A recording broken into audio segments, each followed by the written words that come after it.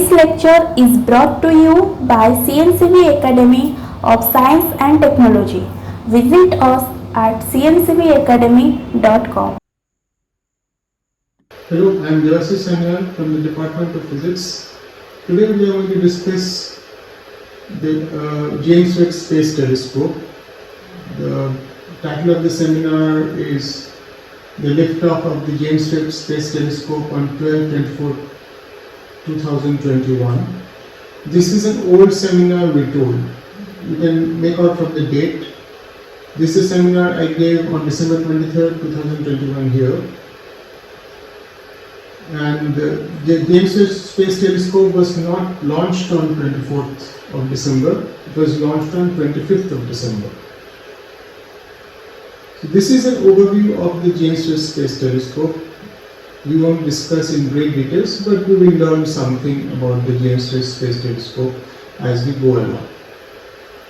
The James Webb Space Telescope is actually an infrared telescope, and it cannot be put somewhere on the Earth. It has to be put somewhere in the deep space. Why? Because it has to be free from electromagnetic noise. Because if you put it on the surface of the Earth, or somewhere close to the Earth, what will happen? There will be a lot of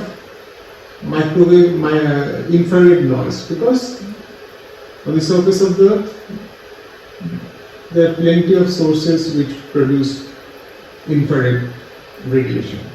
So our data will be very bad.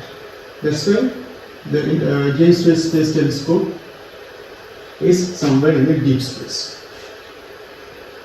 And let's get started with this introduction. So what I'm going to do in this talk is we will discuss the launch of the telescope. Then we will discuss the James Webb Space Telescope, or JWST as we know it. Then we will discuss what is the position of this telescope in space. That is important. You cannot put it anywhere. And what are the expectations from James Webb Space Telescope? So what are the things that we are going to learn from this telescope? This telescope is a game changer. It is the most advanced telescope that we have till now, and it's an infrared telescope. And what do we mean by infrared telescope? That also we are going to learn here. So let's start from the beginning. So this is the Ariane 5 rocket from European Space Agency, which was responsible for launching the James Webb Space Telescope. So this is a rocket which runs on liquid hydrogen and oxygen. So, and this space telescope is kept somewhere here. So this is just before the launch. The space telescope is packed and kept somewhere. This is the payload. So the space telescope is here, and the rocket is launched. Eventually, the space telescope reaches its destination. This is, you can see the scientists working. So this is, they are packing the telescope. So telescope, this is not a small telescope, this is a large telescope, and you have to pack it very carefully.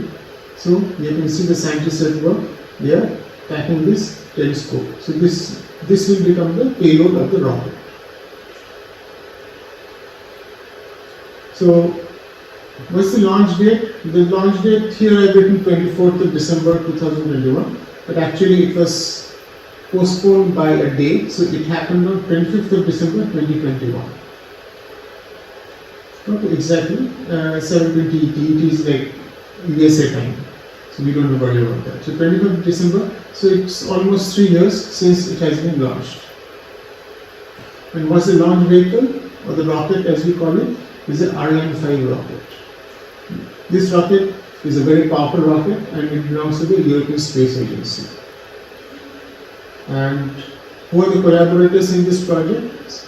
James Webb Space Telescope, NASA, ESA is European Space Agency, and Canadian Space Agency, CSA. Time to destination, that is once the rocket is launched, how long will it take for the telescope to reach its destination? It's approximately 1 month. And what is the cost of the project? Cost of the project is around 10 billion. In fact, this launch was postponed several times before. It was supposed to happen sometime maybe in 2017 or 18. It got postponed and eventually it happened on 25th of December 2021. So this is the artist's impression of James Webb Space Telescope. So here you can see this is the platform on which, this is the mirror. This is the most important part of the telescope. It looks fantastic, isn't it? So this is the mirror that captures all the light. And this light it captures, and then this is the light that is captured is eventually analyzed by all the instruments that are placed inside the telescope, and then the data is sent to the computers on the earth, which then do further analysis and give us the pictures that we see. So this is somewhere in deep space. So what are the important features of this telescope? This is a reflecting telescope.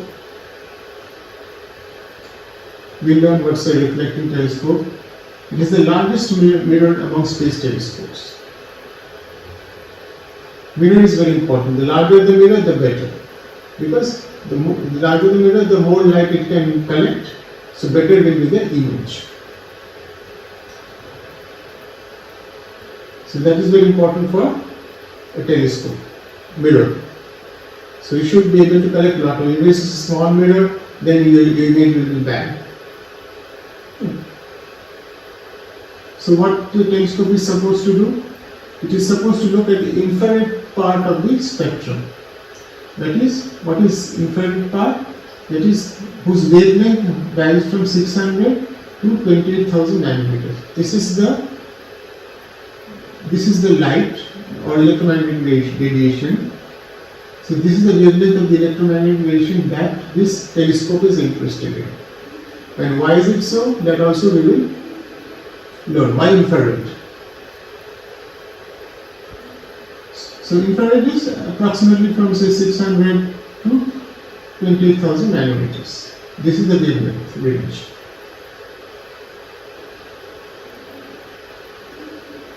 The telescope JWST has infrared instruments, so only mirror will not work. So whatever light is collected, it has to be eventually analyzed. So you need very sophisticated instruments. So these infrared instruments are stationed inside the telescope and they form the backbone of JWST. So without them, nothing will work. Analysis is very important. Collection is important. Then after that, analysis is there. And these are like extremely sophisticated instruments that we are talking about here. And then the resolving power of this telescope.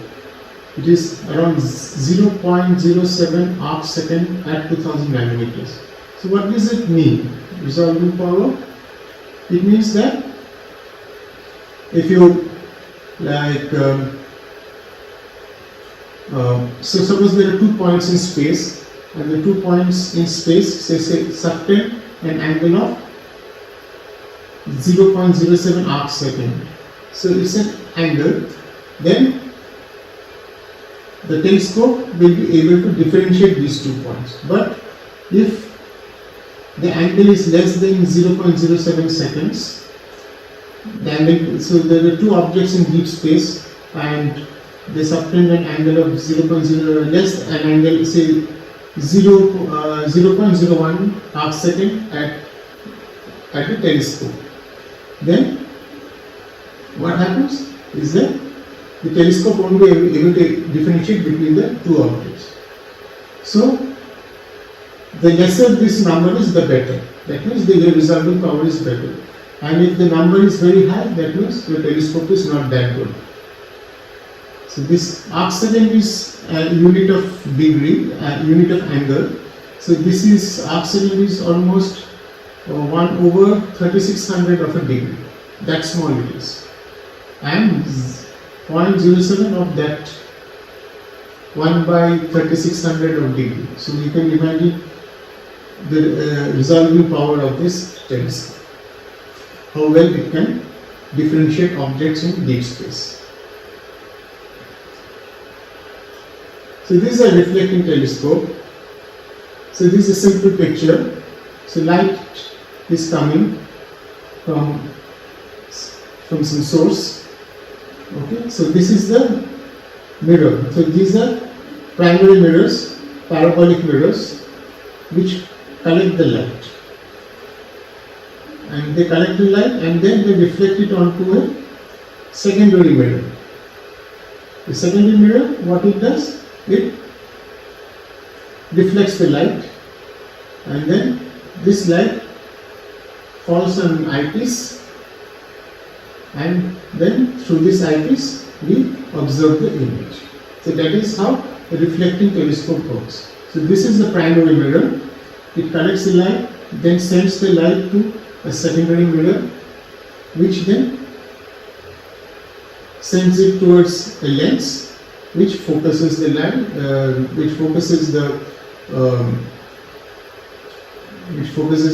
and we are able to see the image. So that is the basic idea of a reflecting telescope. And JWST is similar to this. So you have a mirror. So we'll see the various parts of JWST. But before that, let's talk about infrared spectrums. So electromagnetic wave has a very wide spectrum. So here, I don't think we are able to see this well. I'm sorry for that. So here we have gamma ray, X-ray, and then you have ultraviolet, and then you have visible light, and then you have infrared, microwave, and radio wave. So that is how. So on the left hand side we have the most energetic wave, gamma ray. Gamma ray has the smallest wavelength. Okay, it will be say around 0.001 nanometer. That's small. Then we have the X-rays. X-rays are very energetic, but not as energetic as gamma ray. Then like this we have ultraviolet, which is even less energetic than X-rays. So then we come to the visible region. That is the light we can see. Then comes the infrared region. So this infrared region is from say 600 nanometers to 28,000 nanometers. So what James Webb is doing is it's looking at the electromagnetic spectrum that is coming from various objects which falls in this region. So this is the infrared region. So this is a James Webb. That is what James Webb is doing. There are other space telescopes like Hubble Space Telescope. We are not able to see here. So Hubble Space Telescope is primarily working in the visible region. Right. So it's not working in the infrared region. It's concentrated in the visible region. Hubble Space Telescope. James Webb is infrared. So this is near infrared to mid infrared. So this is the entire wavelength range it's sweeping. Okay? It is collecting and analyzing the data from electromagnetic radiation that falls in this range. And there is another space telescope which is not operational now, is the Spitzer Space Telescope, which actually also works in the infrared region, but it works in the from the mid-infrared region to the very high infrared region. Right? So we have discussed about the electromagnetic spectrum and what are the different space telescopes that we have. Hubble is still working. It collects data from the visible region. This is James Webb is supposed to collect data from the infrared region. And Spitzer, which is not working, I think, is stopped working. So it used to collect data from mid-infrared to very high infrared region. So we are working, so our region of interest is this one. From near infrared, which is just bordering the visible region, to mid-infrared. And now we come to the description of this telescope. Right? So here it's not very visible. So what we have, we can go to this image. So this is the mirror.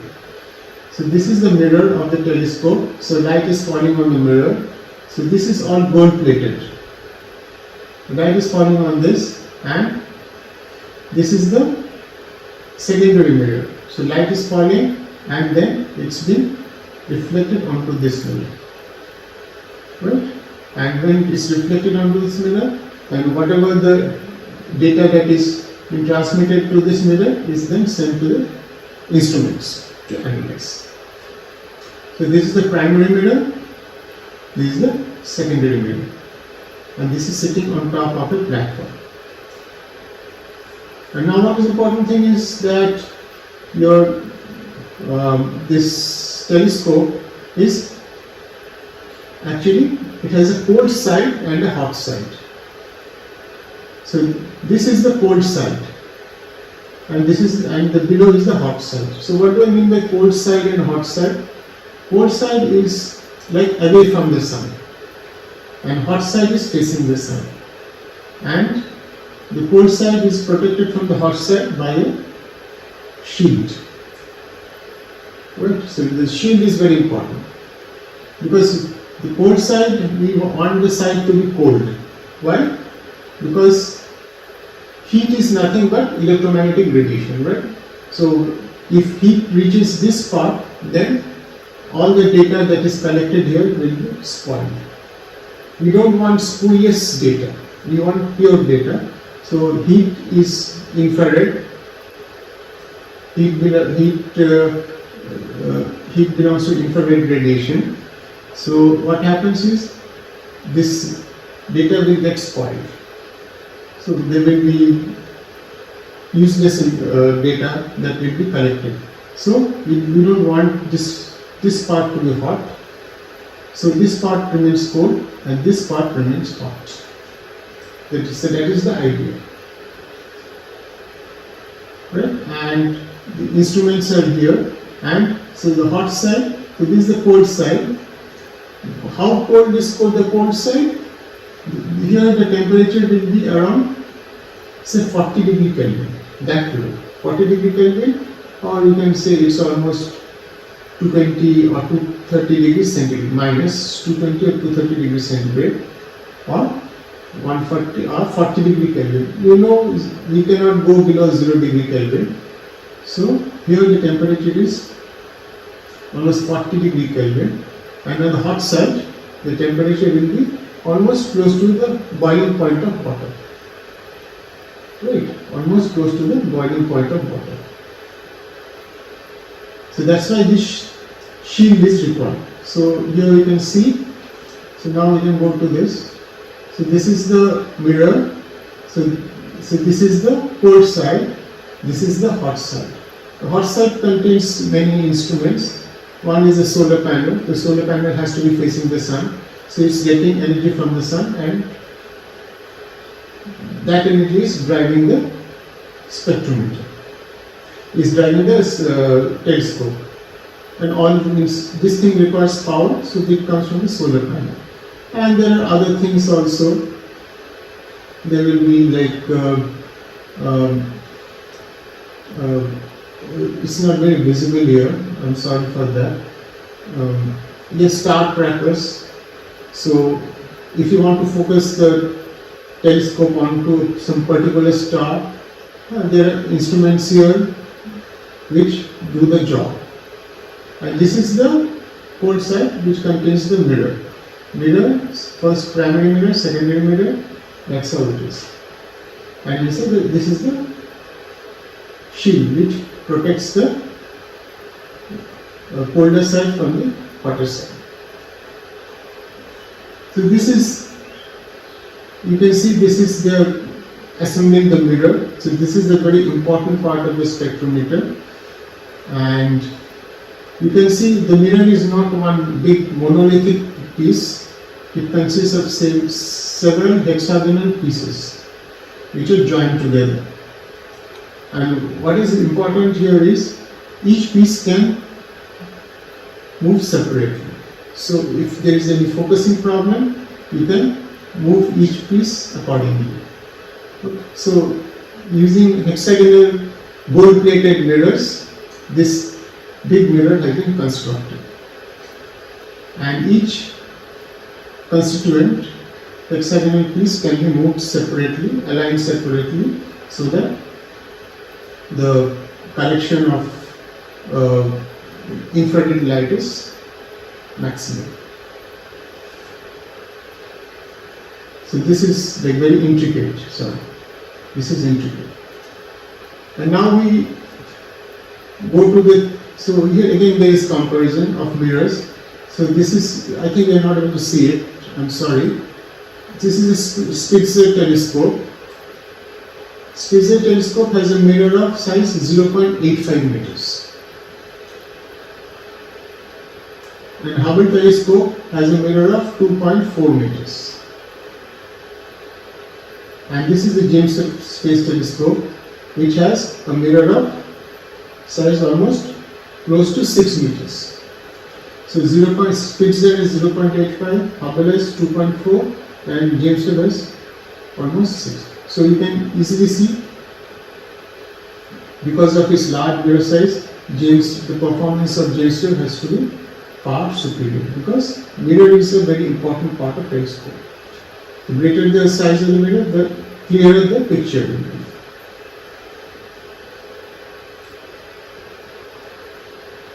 So this is again, you are able to see there is, so this is like you are having several instruments. So this is the infrared, this axis is infrared. So this is near infrared. For near infrared we have separate instruments. Okay, we have infrared spectrograph, we have infrared camera. So this is for near infrared and a little bit of visible region. So these are the instruments that analyze the light in the near infrared region. And in the mid infrared region, we have another instrument. Okay. So this is the wavelength axis. So this part is the near infrared, and this part is the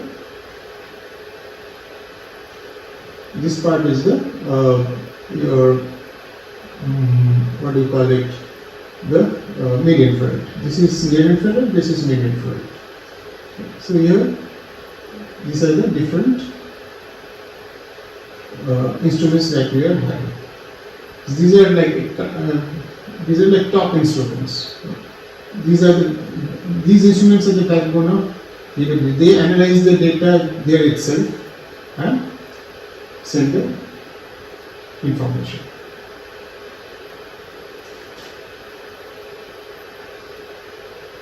And now, where is this telescope located in space?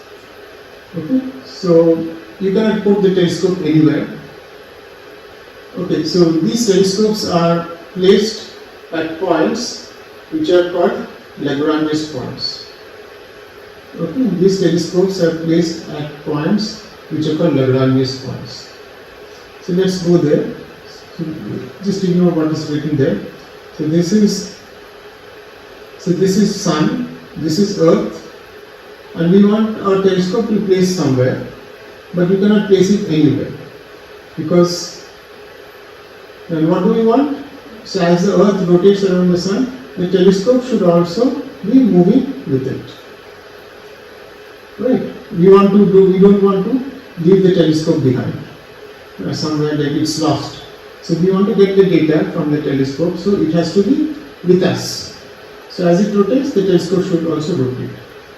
So for this thing to be satisfied, there are only 5 points Either the telescope has to be here. See, if the Earth is here, telescope has to be here, or here, or here, or here. So there are 5 points: 1, 2, 3, 4, 5.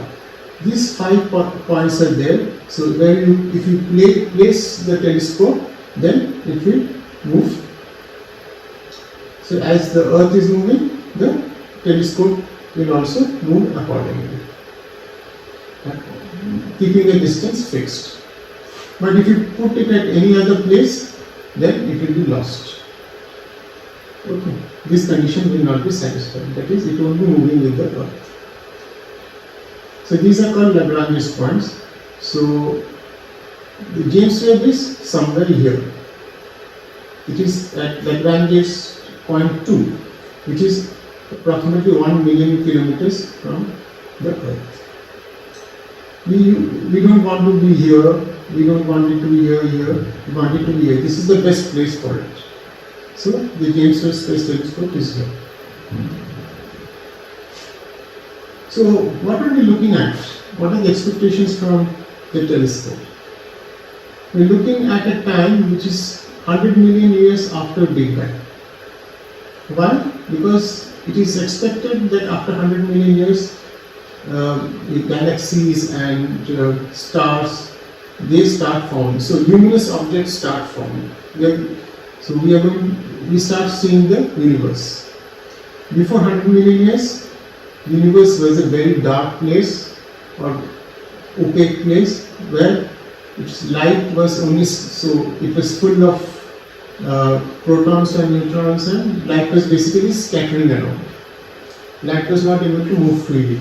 But around this time, the star formation takes place. And we have galaxies. So this is what we want to see. We want to see the first star forming. So for that we have to go back 100 million years. And that is where James Webb will help us. If you want to study evolution of galaxies with time, 100 million years after Big Bang, 200 million years, 300 million years, how the galaxies are changing, we need James Webb. Why? So why do we need James Webb? Why not Hubble? Hubble will not do the work. Why? We'll soon see.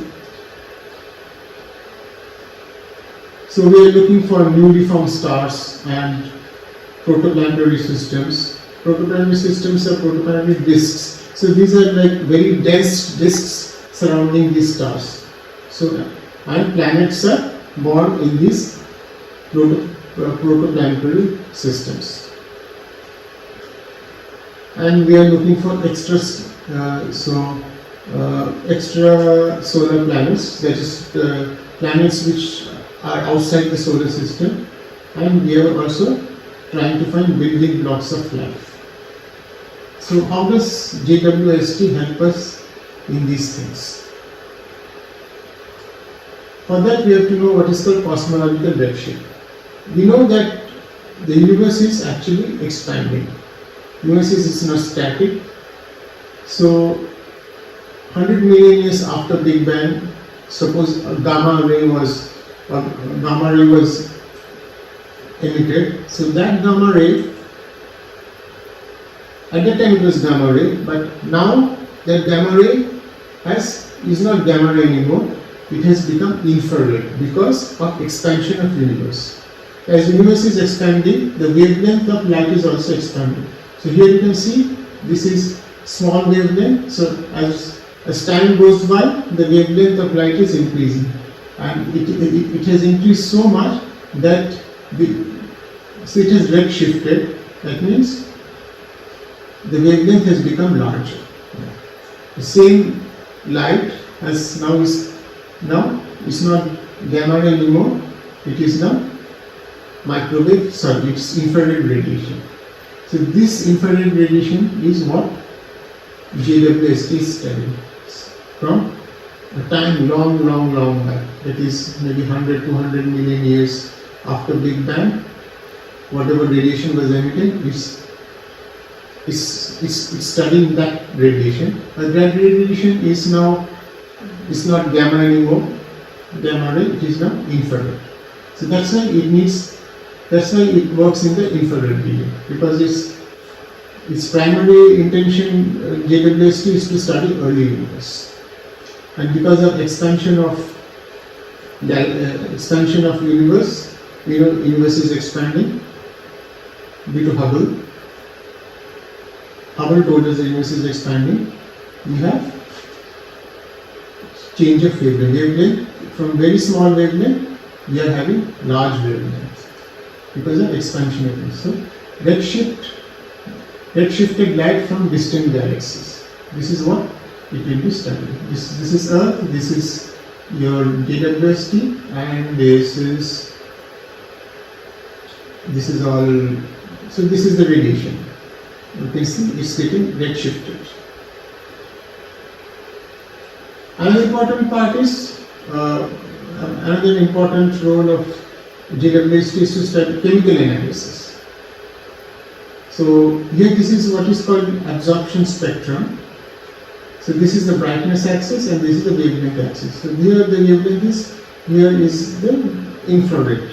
So what happens is that suppose you have some sample, if light is coming through it, on the other side what you will observe is that certain wavelengths are missing from the light. So light is coming from here, on the other side what you see is that certain wavelengths are missing, or the brightness of certain wavelengths is very low. So those wavelengths have been absorbed by this sample. So that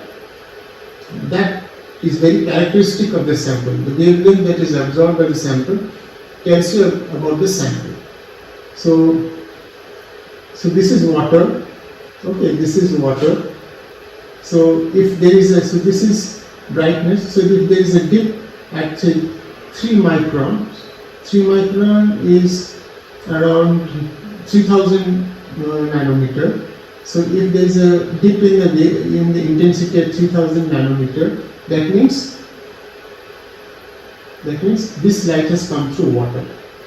Okay, so suppose we are looking at the atmosphere of some planet, so we can immediately conclude that there is water in the atmosphere because there is a dip in intensity. Similarly, you can see there is a dip in intensity, or at say you can do a dip in intensity here at say ammonia. So if ammonia is there in the atmosphere, there will be a dip in the intensity around 10,000 nanometer or 10 microns. If carbon dioxide is there, then there will be a dip in intensity at a certain wavelength, say 18. So 18,000 nanometer, there will be dip in frequency. So that way you can analyze the chemical composition of certain things in planetary objects. Okay, so this is very important. So that's why infrared spectroscopy is important. This is infrared spectroscopy. So this is absorption spectrum. So it's measuring the dip in the brightness at the wavelengths, and from the wavelength where this dip is being measured, you can infer what are the compounds or chemicals that are there. So this is another picture of the center of the galaxy, and this picture has been taken. Center of the galaxy, we have a super massive black hole. So that cannot be captured by Hubble. Hubble looks at the optical spectrum. So optically you cannot see this black hole, and this black hole is surrounded by many stars because this whole region is surrounded by dust, cosmic dust. So Hubble cannot penetrate. This is the picture from Spitzer. So this is infrared photography. Okay, this is the analysis from Spitzer. So what is expected is that James Webb will give a more clearer picture of this center of Milky Way, where black holes and other stars. So this is dense region of, so here is a supermassive black hole and there are other stars also. We have not discussed what are the discoveries James Webb has made. Like James Webb has already found supermassive black holes some 200-300 million years after Big Bang. So that is a very surprising result, because we didn't expect to find black holes, such massive black holes. Supermassive black holes means whose mass is, say, at least 2-3 million times more than the mass of Sun. Such black holes we didn't expect to find, but since JWST has found such black holes, our understanding of early universe is changing. So I'll stop here now, and maybe sometime later we are going to discuss what are the things JWST has discovered till date. So thank you.